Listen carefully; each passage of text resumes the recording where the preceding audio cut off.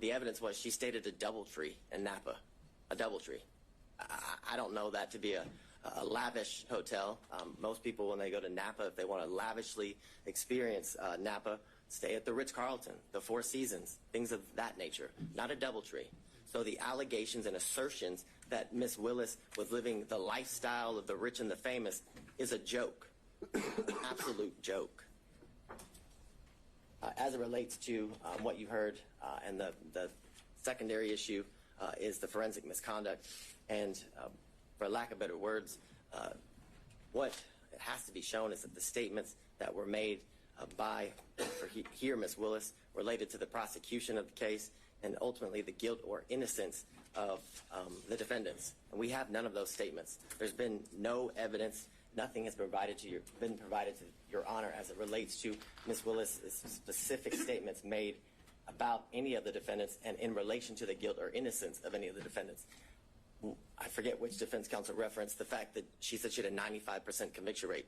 Well, what Ms. Willis's job is to instill confidence in the community as to how well she is doing as it relates to her constitutional duties. And that was exactly what was done when she referenced that she had a 95% conviction rate from the previous year that she was serving as a district attorney.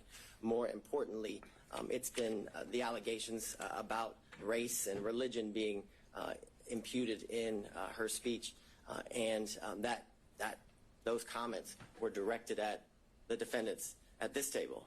And if you listen to the speech, those comments are directed at two elected or political officials. I believe it was Marjorie Taylor Greene and Ms. Bridget Thorne, who is a member of the Fulton County Board of Commissioners here. She specifically used their names. I don't know that they, and my knowledge is they're not supposed to be sitting at the table, and I haven't seen them in my work as it relates to this case, Your Honor. So those allegations that Ms. Willis committed forensic misconduct are, again, there's no validity to them. There's no evidence of them as it relates to any of those comments, which this is an issue that Judge McBurney has previously ruled on when these same allegations were alleged as it relates to extrajudicial statements made by Ms. Willis, and it involved a statement that the words fake electors were said by Ms. Willis, and he found there was absolutely no conduct that was impermissible as it relates to forensic misconduct.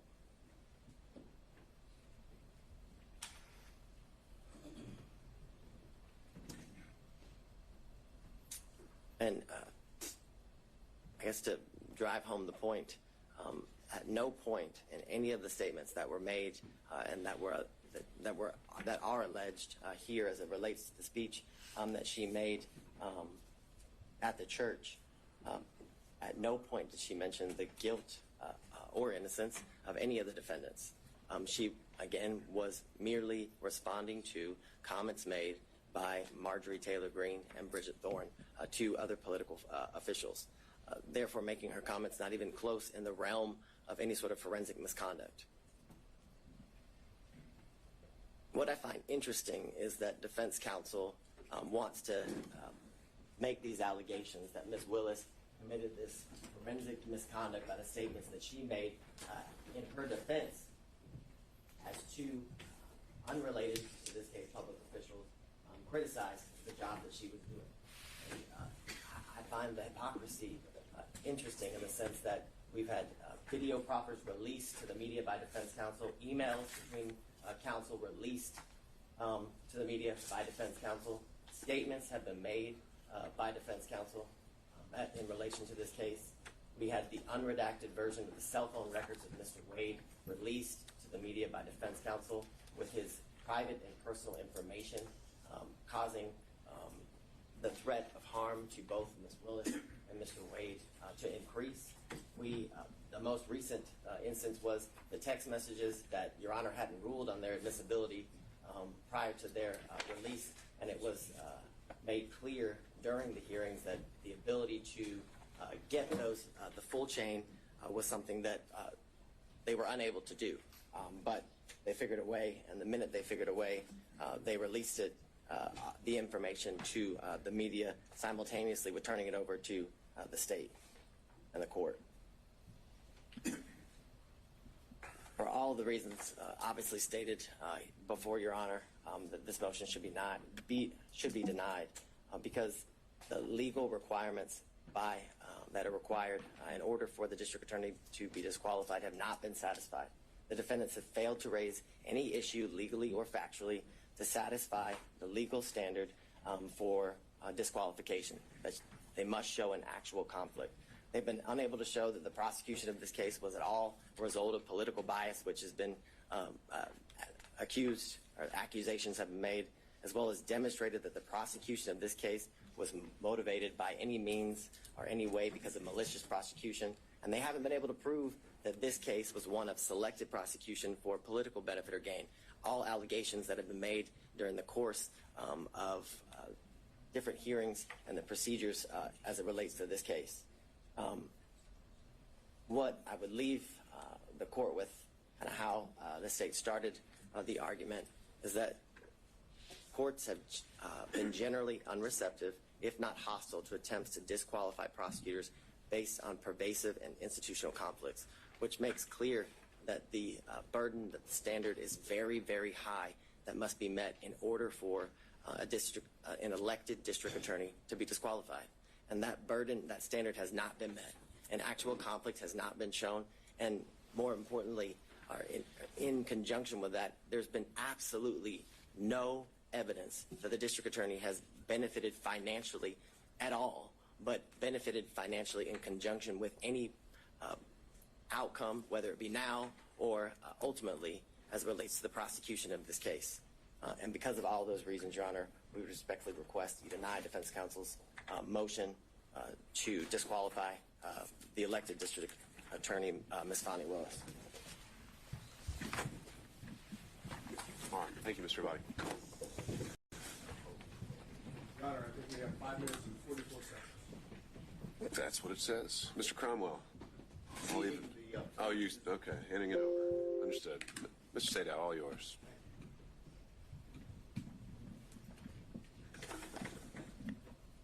I'm going to do rebuttal, specific rebuttal.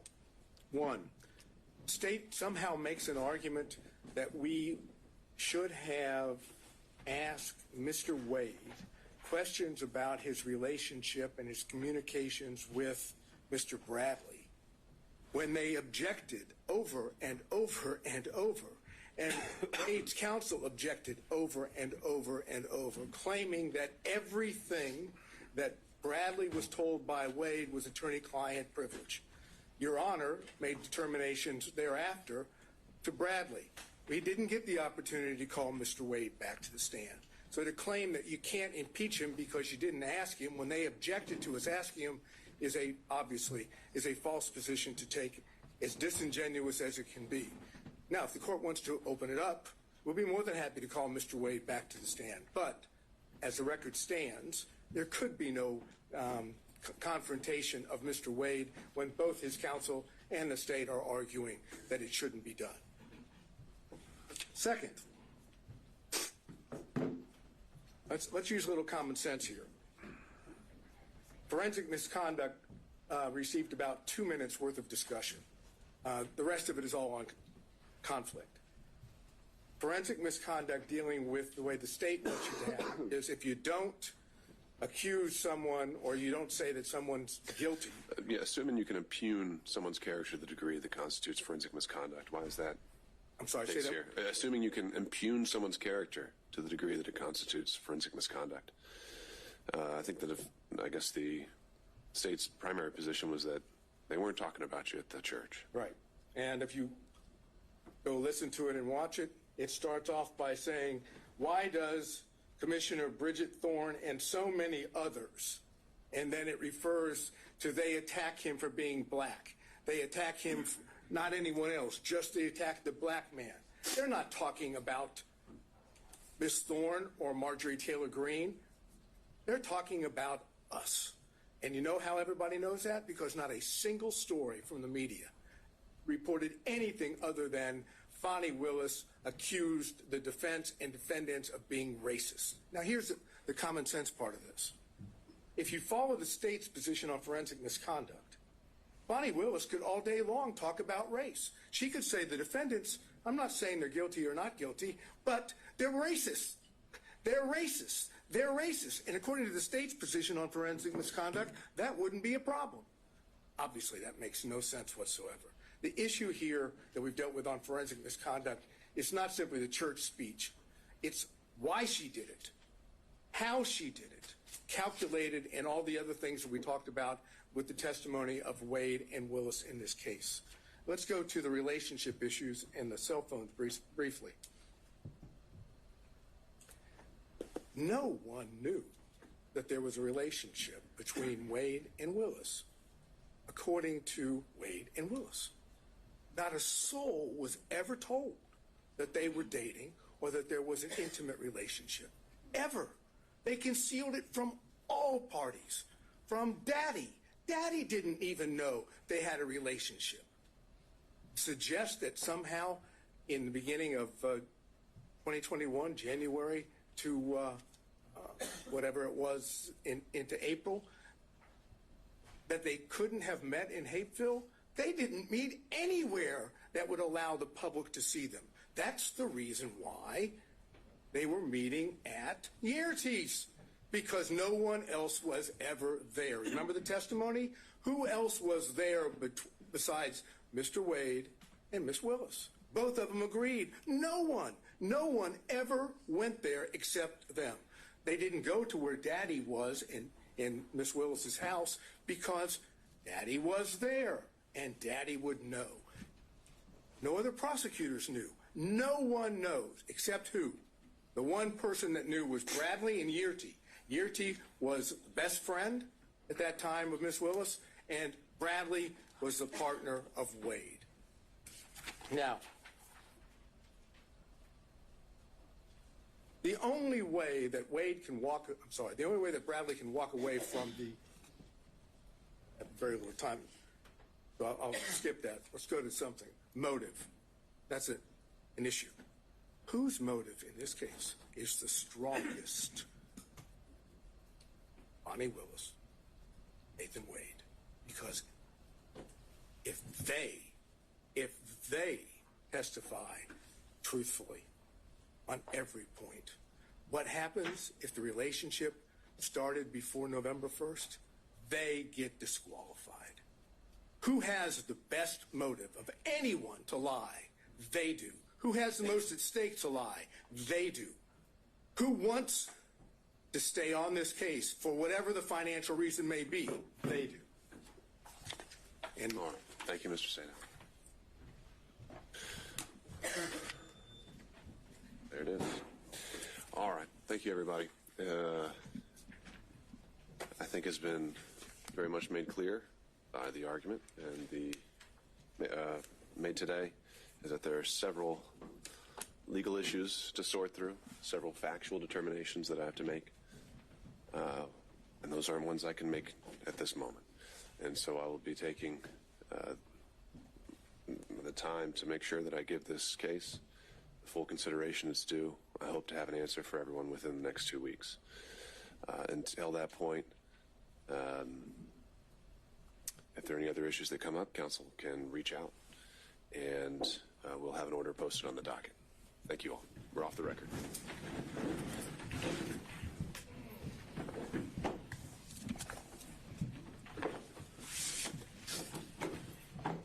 Thank you, Mr. Chairman.